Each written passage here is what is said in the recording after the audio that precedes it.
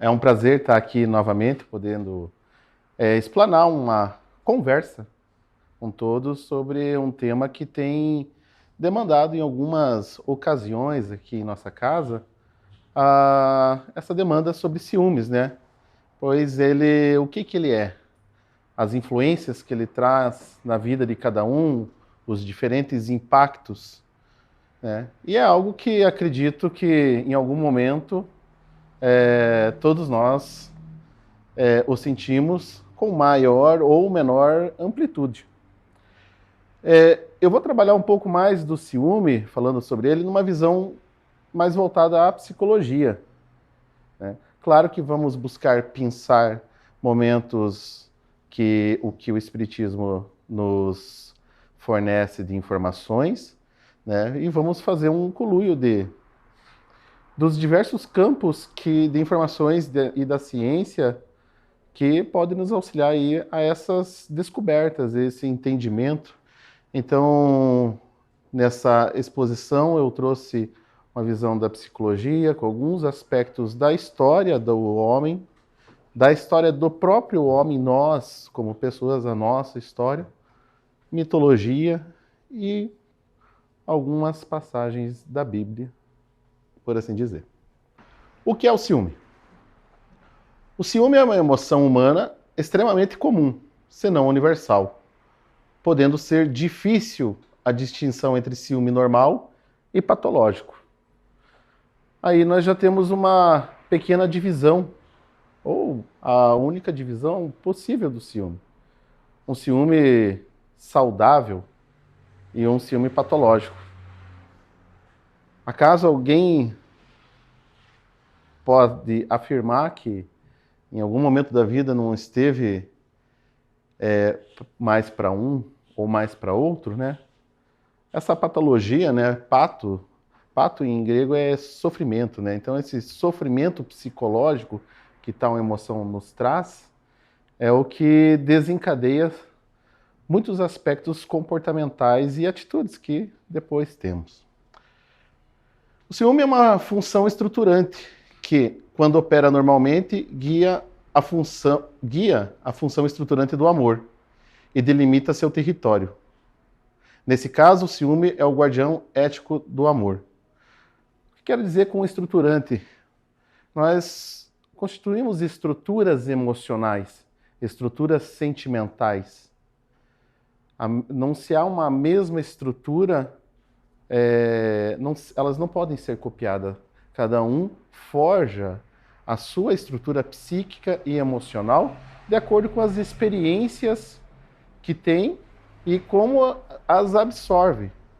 Um exemplo disso, muitas vezes, é família que tem irmãos, tem o mesmo aspecto de emoções, mas são diferentes. Eles estão expostos às mesmas situações, mas criam estruturas psíquicas e emocionais diferentes. E classificando dessa maneira, então, o ciúme como uma estrutura, mas o amor também como uma estrutura. E o ciúme, ele permeia como um guardião, um delimitador das fronteiras do que seria um amor, né, na sua saúde emocional em ser externalizado, e o ciúme é uma fronteira que trabalha, ela vai e vem. Ora ela se contrai, ora ela se expande. Não é uma fronteira estática. Assim como o amor e os outros sentimentos, eles não são estáticos, eles são mutáveis, eles são dinâmicos. Porém, quando as funções estruturantes tornam-se fixadas e com isso defensivas, os anjos transformam-se em demônios que trazem o sofrimento improdutivo, a destrutividade e a infelicidade. Foi o que eu acabei de mencionar. A rigidez, né, quando não trabalhada para que ela saia desse estado inerte, ela cria essas estruturas que o que antes era bom, o que começou como uma coisa legal, que era uma estrutura fixa, depois de algum tempo ou de algumas experiências, ela começa a não ser mais tão aceitável. Mas ciúme e inveja eles são confusos, né? O que é o ciúme e o que é a inveja? Os dois são a mesma coisa, com nomes diferentes, né? Então, seria o ciúme uma inveja com outro nome? Em momentos podemos dizer que sim, outros não. É uma classificação que é muito dinâmica, mas aqui eu coloquei: o ciúme é uma reação à ameaça de perder algo ou alguém, ou seja, é um sentimento de propriedade que temos. Propriedade do quê? Eu tenho ciúme das minhas roupas, tenho ciúme do meu carro, da minha casa, da minha esposa, tenho ciúme dos meus filhos. Um sentimento proprietário, eu tenho que possuir algo para ter ciúme. Seja o sentimento do outro, eu imagino que possuo aquilo. Aquilo é meu, então eu tenho ciúme disso. E a inveja é uma reação à falta de algo. Quem aqui nunca sentiu inveja? A gente fala uma inveja branca, né? Uma inveja que motiva. Ah, eu não tenho aquilo, ou gostaria de ter, mas vou trabalhar para ter, né? Não há nada de mal em ter essas invejas brancas, né? Quem nunca teve, que atire a primeira pedra. Mas o ciúme, ele traz elementos em comum nele, né? Ele, embora uma emoção, ele tem dentro dele inserido algumas estruturas que nos auxiliam a ter um olhar um pouco mais afinado, mais direcionado ao que é ele. Seria ele haver um rival real ou imaginário.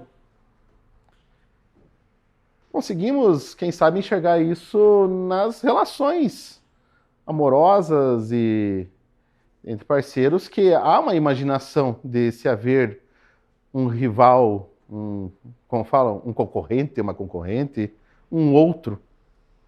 E esse outro, ele imputa muitas questões em mim de comparação. E essa comparação traz sentimentos. Que sentimentos? Quem sabe inferioridade, desafio, autoridade. Vários sentimentos essa rivalidade pode despertar.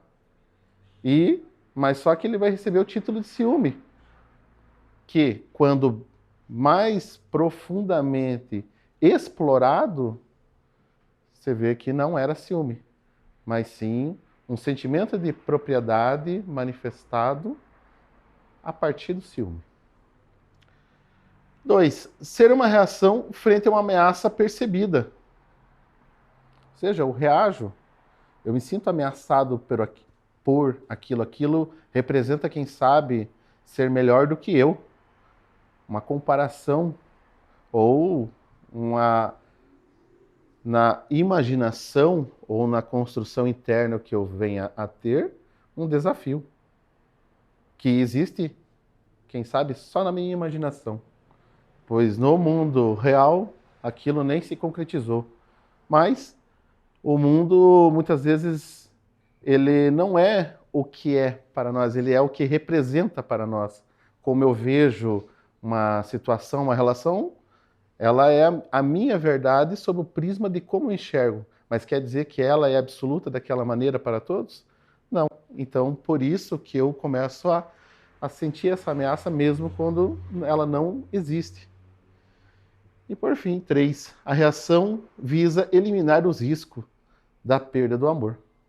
Não suporto perder. Não posso perder. Eu tenho que mitigar isso. Como? Através do afastamento do outro, a eliminação, aprisionamento, isolamento. Várias estratégias já foram e são nos trazidas a saber continuamente. Como eu disse a vocês um pouco, né, de falar sobre ciúme, eu trouxe esses, digamos, 3 momentos.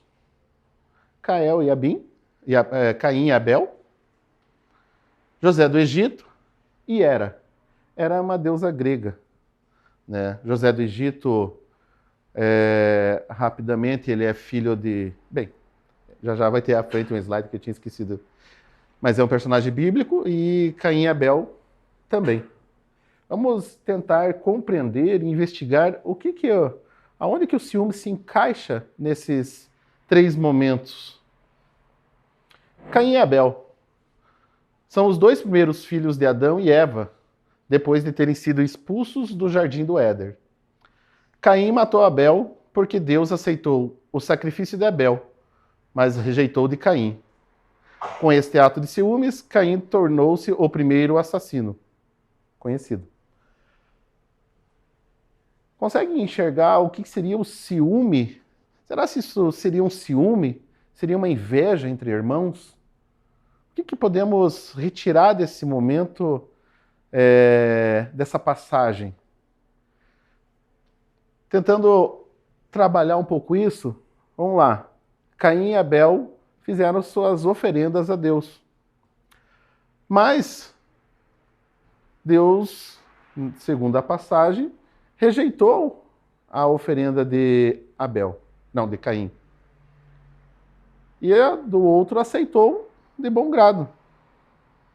O que será que isso pode ter causado ao outro? Isso era inveja? Era ciúme? Se inveja é algo que eu não tenho e sinto, então eu não tenho o amor de Deus, o respeito, a atenção dele, eu estou invejando isso do meu irmão? Ou eu invejo, ou eu tenho ciúmes porque é meu Deus, é minha propriedade, é o meu Deus que eu criei para mim, ele é meu e esse meu irmão está roubando ele de mim com essas atitudes. Para um lado, se observarmos do Caim, falamos que seria uma atitude. Mas se olharmos pelo lado, quando ele olha para o irmão, uma, quando ele olha pelo lado de Deus, outra.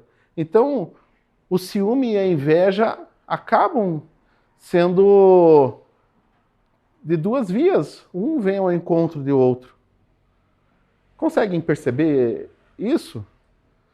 Será se às vezes isso nas relações de quem tem irmãos e principalmente no período da infância, será se isso não ocorreu com algum de nós? Buscar mais a atenção do pai ou da mãe ou do responsável que estava ali e brigando com o irmão ou ele brigando com nós, pelo quê? Eu sinto inveja de você? Ou ciúme?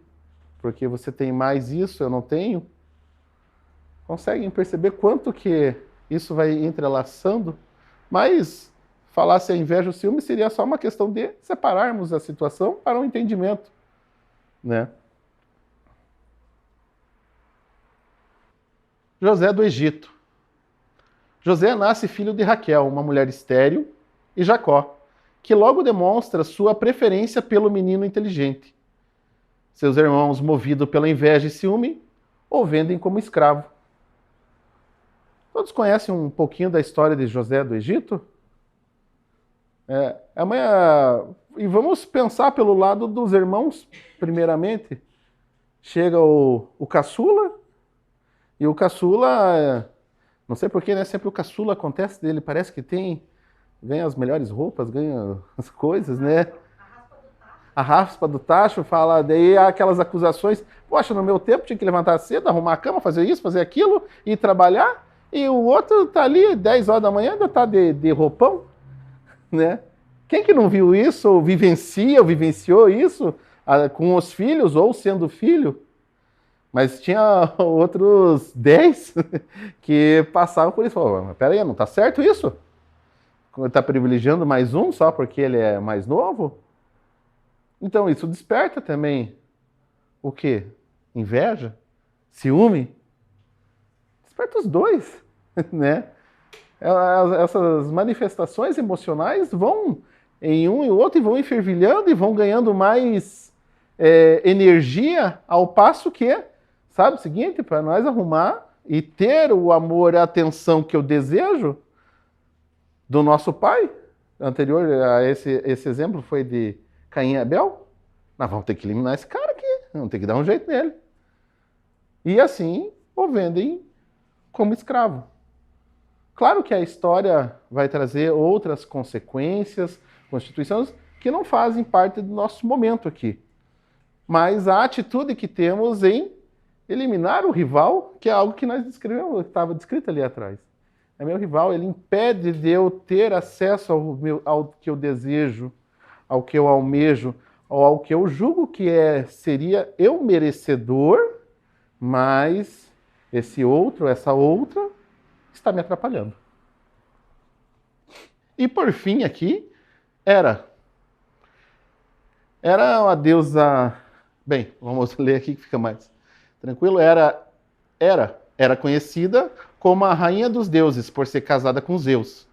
E ficou marcada por ser uma deusa extremamente ciumenta e vingativa. Ela é considerada a deusa do nascimento e do casamento.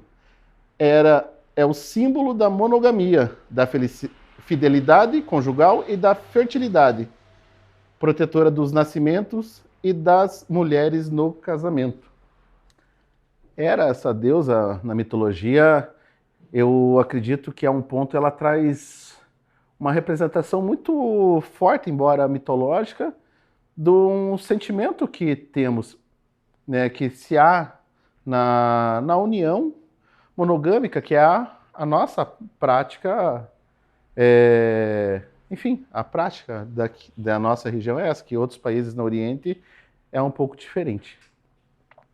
Essa representação dela e as atitudes dela que ela tem. Ela, nas atitudes que são representativas dela, por exemplo, Hera e Ló. Né? Eu marquei aqui bem fraquinho, só para eu lembrar. Né? Contando bem rápido aonde que chegou ao extremo das atitudes dela, Ló era uma serviçal, uma seguidora até dela, muito bonita, e Zeus, né, que é o marido dela, que dava razões até para ela ser ciumenta, porque o Zeus, no conto mitológico, é meio sem vergonha, o homem, né? E daí ela fica com ciúme dessa moça e transforma ela numa vaca.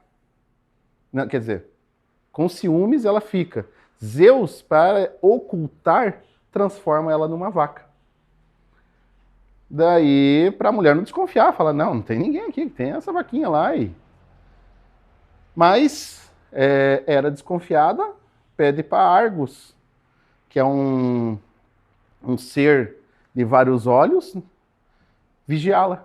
E Argus, por ter muitos olhos, quando ele dorme, alguns olhos se fecham e outros não. Assim ele mantém uma vigília constante.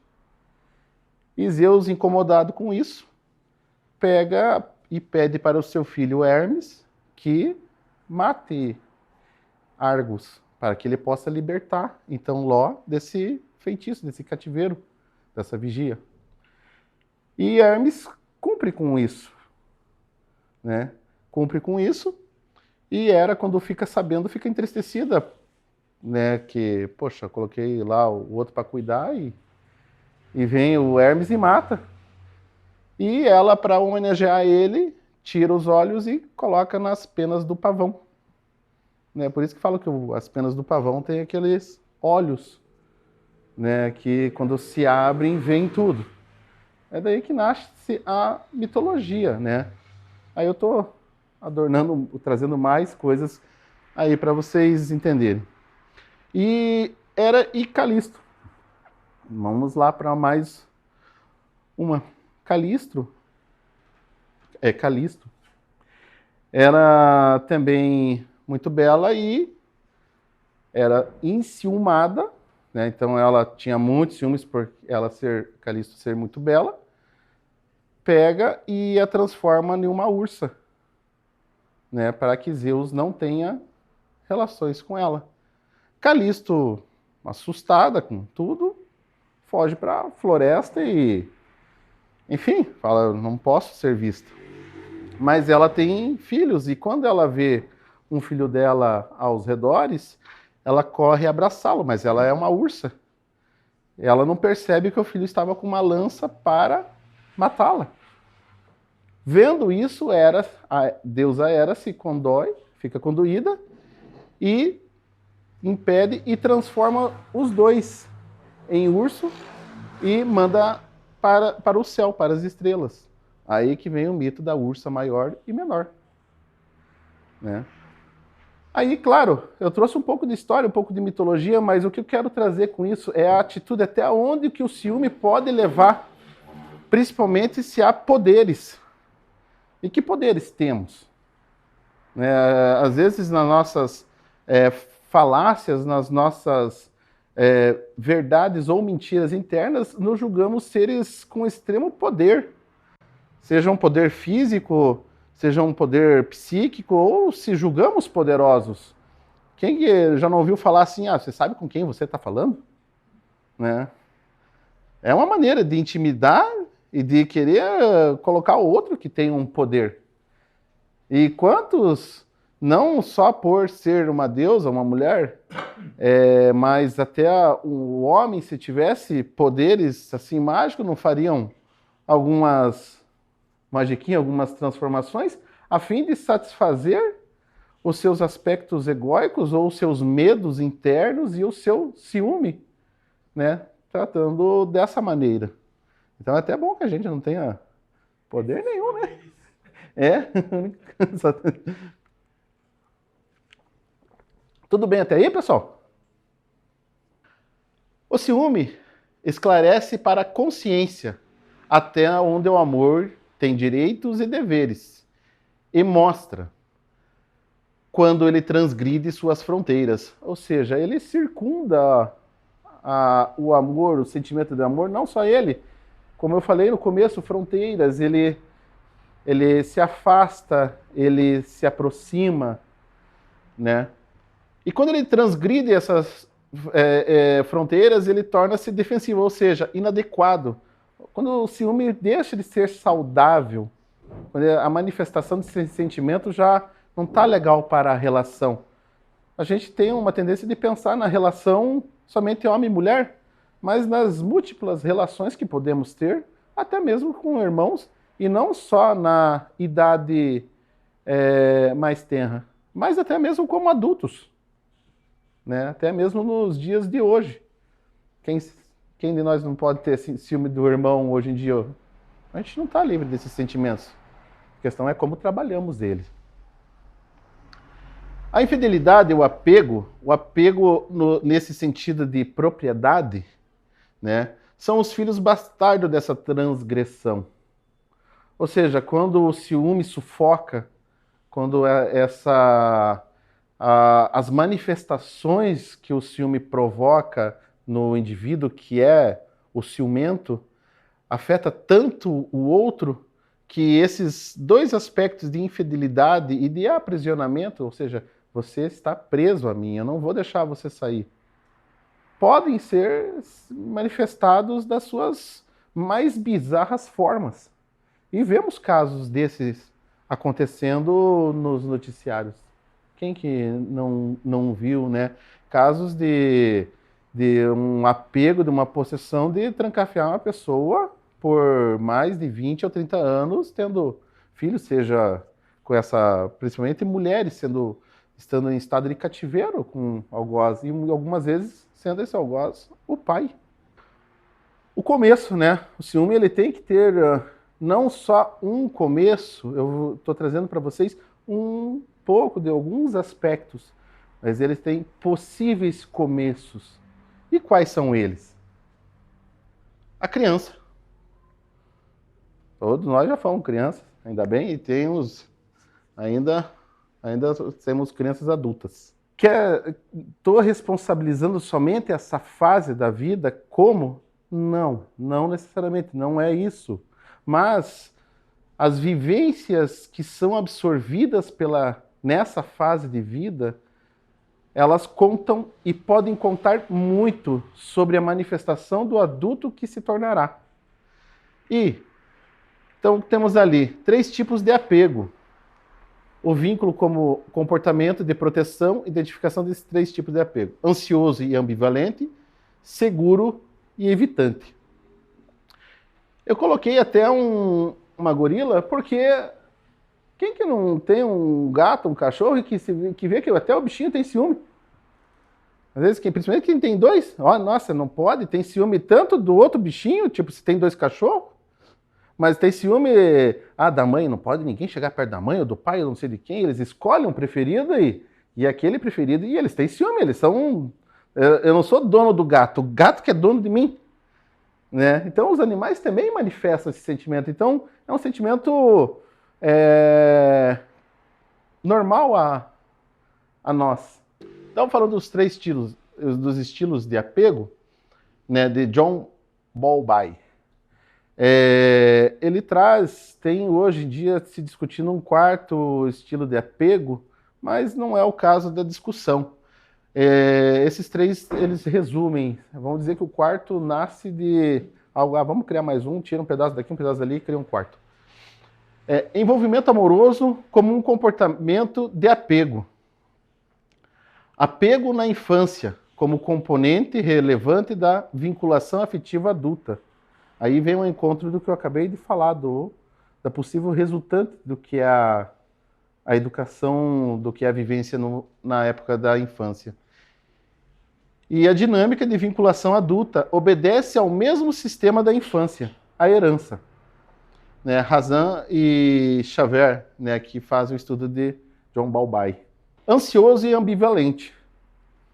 Antes de falar, né, então, como eu mencionei ao início, eu estou pegando um aspecto, um autor, uma colocação.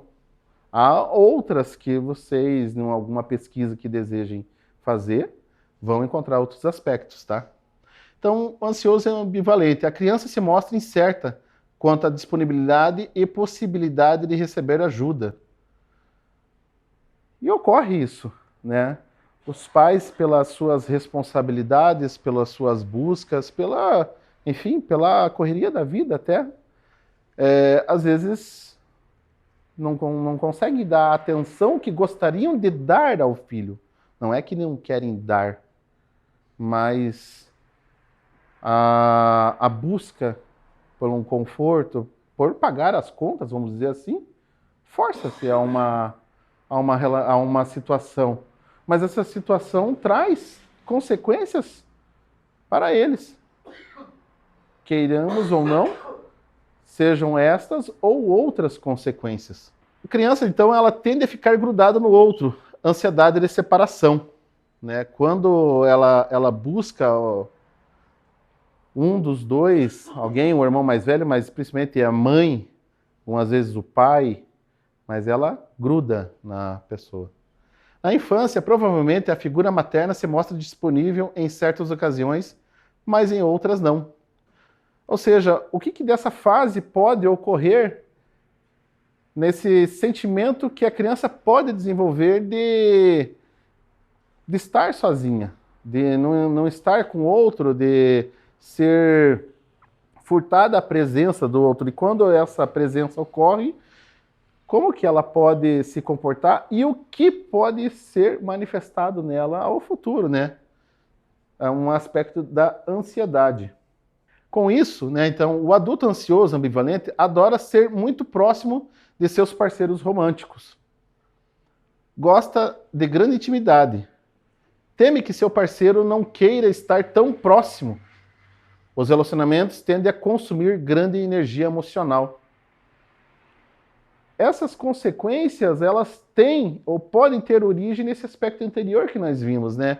Então, quem que não encontrou uma pessoa, não precisa ser só de um relacionamento, mas, poxa, eu conheço um casal, vejo uns amigos que têm esses comportamentos. Qual que é a história de vida que eles têm? Né? Como que foi a relação materna e paterna deles? Que os fazem se constituir como são. O adulto tende a ser muito sensível a flutuações do humor do parceiro, ou seja, eu estou numa dependência, se o outro está bem, eu estou bem, se não está bem, eu não estou bem. Flutuo junto, eu grudo, eu quero viver junto. Tende a encarar essas flutuações como pessoais, o parceiro faz isso contra você. Aí é quando ocorre que peraí, mas o que você está fazendo não era o que eu desejava, mas eu quero flutuar com você, mas eu não está dando certo isso, eu não estou acompanhando, você está querendo me distanciar, você está querendo me apartar, ou seja, há um parceiro, né, querendo um pouco de independência, um pouco de fôlego, né, de espaço. como consequência, tende a desabafar e se arrepender depois. Acho que isso já vimos em algumas, ou já escutamos algumas manifestações disso, né? Até dessa distância do parceiro e depois há-se aquela enxurrada de acusações, de palavras e de desabafar, eu me sinto assim porque você é assado, porque fez isso ou aquilo, e depois até um arrependimento por isso. Ai, desculpa, eu não queria dizer aquilo. É estranho falar isso? Nunca escutaram isso? Seu parceiro oferece muita segurança e conforto, tende a descartar muitas de suas preocupações e sentir-se satisfeito. O problema dessa última questão é que isso demanda muito do parceiro, da parceira. É como se a pessoa vivesse para o outro. E durante um tempo até se vive. O problema é o tempo, quando esse tempo acaba e começa a querer se viver para si, né? E daí que traz, mas enquanto o outro fornece e você é minha vida, você é tudo para mim, o ciumento, ele tá confortável, ele não vai se manifestar como. Mas a partir do momento que começa-se a transformar essa relação, aí a gente já sabe o que pode ocorrer. O apego seguro. Criança confiante que o outro estará disponível caso precise de proteção. A boa qualidade da relação mãe e filho fornece a base que a criança desenvolva-se segura. Isso é um modelo ideal, mas nós nem sempre vivemos o idealismo de uma relação, principalmente nos dias e nas atribulações, como eu mencionei agora há pouco de hoje. Quem que não tem o desejo de ser uma mãe ideal, de um pai ideal, né? Claro que temos, né? E certos aspectos da busca desse idealismo projeta no ser, né, na criança, uns sentimentos de segurança, daquele que a mãe ou o pai, ou ambos, que estão próximos quando é necessário estar, e se distanciam também quando é necessário se distanciar. Isso é uma relação saudável. Então a criança, ela pode constituir esse aspecto de, opa, o outro está se afastando, mas eu não estou perdendo a minha mãe nem meu pai. Eu estou seguro porque eles vão estar próximos, eles estão ali do lado, eles vão voltar, e isso lá na frente tem as suas consequências. Ele ajuda a constituir o adulto seguro, que é naturalmente caloroso e amoroso no relacionamento. Gosta da intimidade sem ficar excessivamente preocupado com o relacionamento. É capaz de estar disponível nos momentos de necessidade. Um apego, ele tem um apego saudável, tudo de bom. E a dica, né? Antes de iniciar um novo relacionamento, faça um teste para ver se o parceiro tem apego seguro. É meio utópico isso, né? Mas fica a dica só para a gente brincar um pouco, né? Que aí o ser humano ideal nesse aspecto, eu não sei se existe, mas o idealismo das proximidades disso, às vezes podemos constituir. E, por fim, aqui o evitante. A criança não tem nenhuma confiança quanto à possibilidade de receber ajuda quando necessitar. Espera sempre a rejeição, tentando tornar-se autossuficiente emocionalmente. Esse é um aspecto bem comum. Porém, hoje vemos crianças muito dependentes, mas esse evitante, né? Vamos dizer que a criança, ela já não espera mais do genitor ou do responsável algo. Ela tem que fazer por ela. E às vezes olhamos de fora e falamos, isso é bom, legal. Eu estou gerando um ser independente. Sim, está se transformando um ser independente. Até que aspecto? Que aspecto que é saudável essa independência? E vai gerar tanta autonomia em si, tanto ser autossuficiente, que depois como vai ser a sua constituição, a rigidez emocional que pode esse distanciamento, nem sempre um distanciamento que, como eu mencionei há pouco, que os genitores desejavam, mas que, olha, não tem como, ou eu fico com eles ou eu coloco comida em casa, né? Então, não estamos buscando responsabilizar, mas ver os impactos das atitudes que podem se manifestar no outro. E até entender os impactos que nós, de todos esses que passamos até agora, em algum momento de vida podemos ter sofrido com maior ou menor proporção. E que adulto que eu me constituí, e como que é até esse trabalho do ciúme, olhando essa trajetória de constituição psíquica de mim mesmo. Então, no adulto invitante, é muito importante manter a independência e a autossuficiência. Prefere a autonomia a relacionamentos íntimos. Fica pouco à vontade com a proximidade excessiva. Os parceiros normalmente reclamam da distância emocional. Mas o que isso tem a ver com o ciúme? Agora pense que o ciumento é o outro. Né? Eu sou esse ser. E o ciumento é o outro. E ele não sabe dessa história de vida. Ele não sabe dessa constituição. E esse meu distanciamento, esse meu jeito de ser autossuficiente, para o ciumento, vai ter uma conotação gritante de coisas. Fala, você não liga para mim, você não me ama, você não me quer, você... E são acusações que, para uma pessoa não só provida de um ciúme desproporcional, mas até outros aspectos emocionais, fazem ela falar, eu não sei o que o outro quer, o que pensa da vida, porque se somos um casal, se somos parceiros, age nessa distância, mas se buscarmos o histórico de constituição emocional e psíquica, né, o ciumento começa a entender, só que talvez ele não queira ver isso. Ele está preocupado com a dor narcísica dele. Né? Narcisismo seria... É eu que me importo, é a minha imagem, sou eu, tudo é eu. Então eu não vou olhar isso, eles não vão olhar.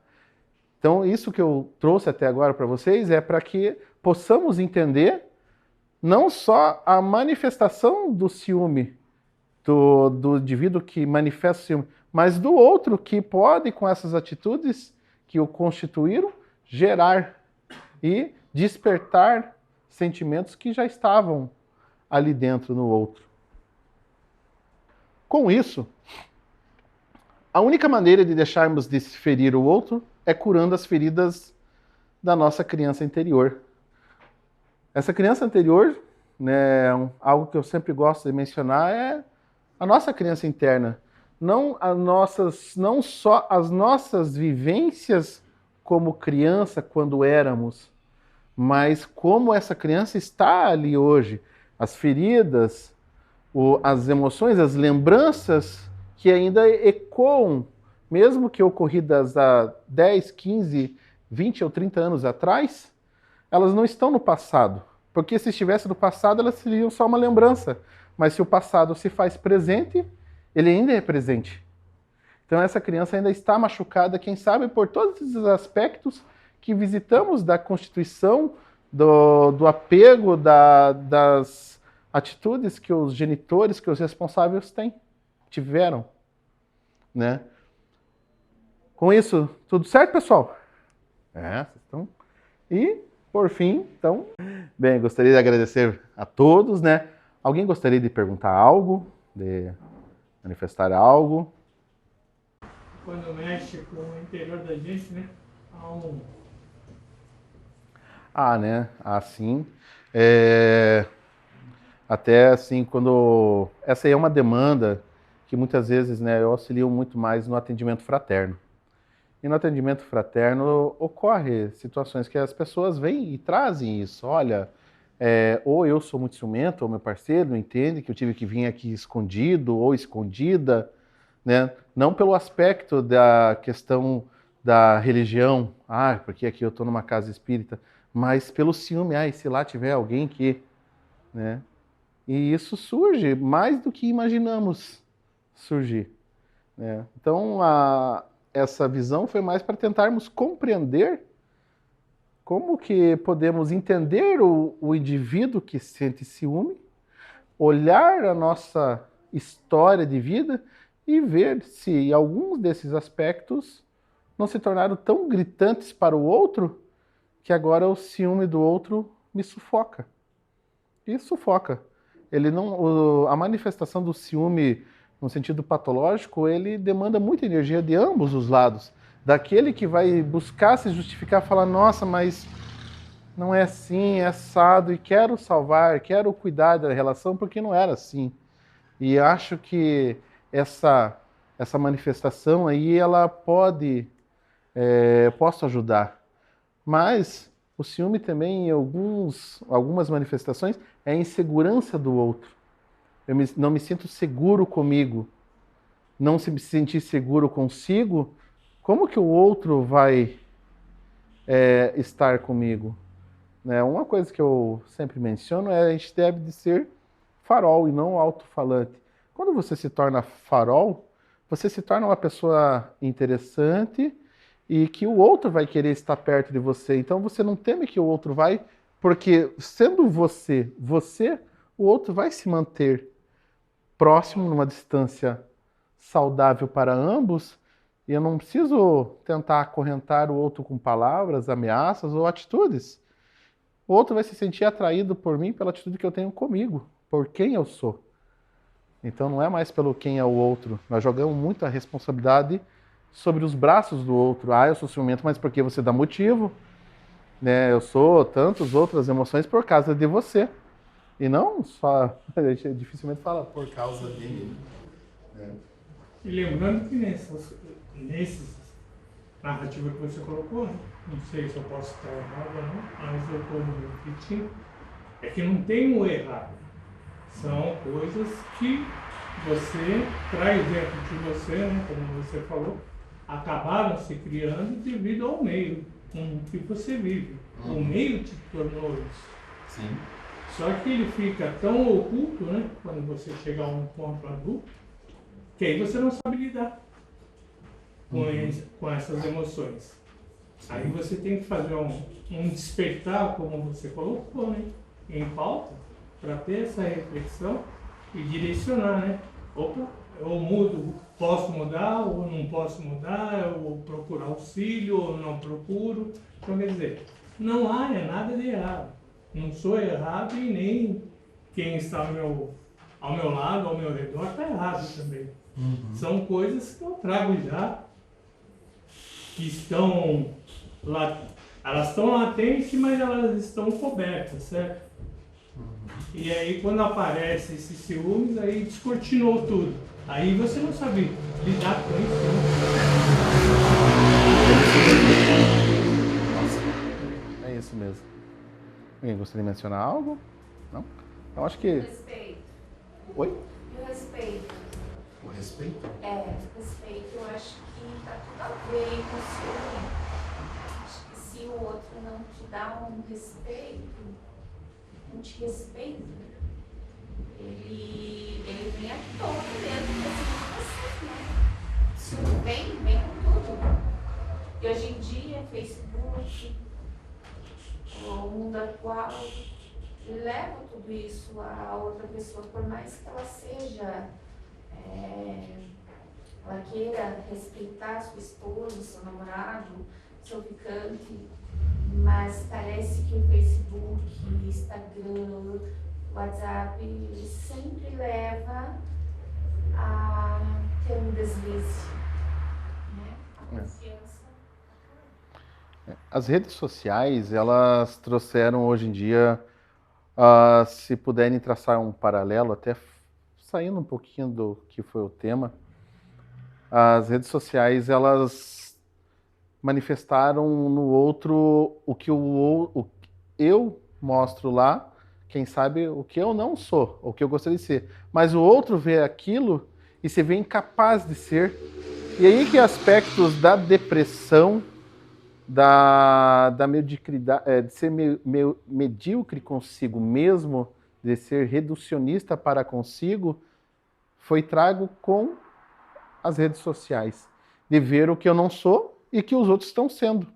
E essa sensação de não conquistar o que os outros conquistam, mesmo que seja num mundo virtual ou uma falácia, né? Porque o que vemos é um recorte ali de um momento talvez feliz, nos faz às vezes sentir diminuídos, falar, por que eles conquistam, eu não consigo conquistar? Então eu não sou nada, eu não mereço, e começa a me reduzir. Então, a vinda das redes sociais trouxe os seus benefícios, quando bem usados, mas também trouxe os aspectos que parece que não sabemos lidar com o sucesso alheio por inveja, por ciúme, né?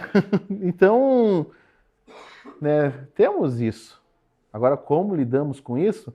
Que a gente coloca muita dependência do outro. Claro, vivemos com o outro para com os outros, mas quem já não ouviu falar da seguinte maneira? O outro me completa. Legal? Ter um sentimento de completude. Mas se um dia essa completude decidir ir embora, então eu já não sou mais completo em mim? Então eu não deixo que o outro vá, não mais pelo outro, mas é que eu me perco da minha própria identidade de constituição de ser um sujeito. De ser um sujeito completo, onde o outro soma, agrega, mas se um dia o outro for, eu não deixo de ser eu. Então essa posse, esse apego, essa prisão, ela acaba sendo egocêntrica, egoísta, porque eu estou pensando, na verdade, em mim. Falando que eu faço isso, às vezes, pelo amor para o outro. Não, é melhor você estar comigo. Porque eu não te engano, eu não te traio, eu não faço isso, não faço aquilo.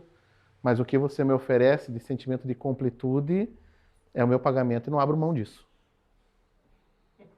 Né? Ok? Então, pessoal, vamos fazer uma oração, aguardar a nossa ida. Convido vocês. Então, gostaria que todos serenassem os olhos, né? Acalentassem a alma. Senhor, graças te rendemos, porque por tua bondade e misericórdia nos tem sido possível vencer as dificuldades interpostas em nosso caminho, para nos reunirmos aqui, nessa casa, para aprender e que prossigamos em nosso labor.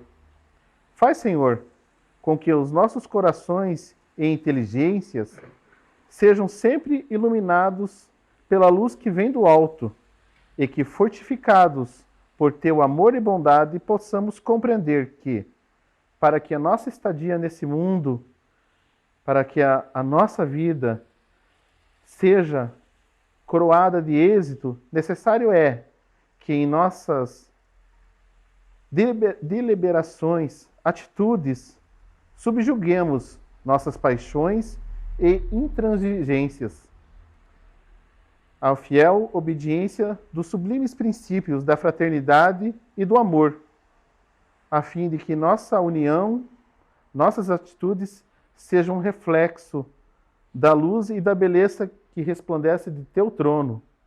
Assim, nos agradecemos, Senhor, por mais uma oportunidade de juntos agregarmos um pouco mais de conhecimento e de vivência, e que ela possa resplandecer em outros momentos de nossas vidas.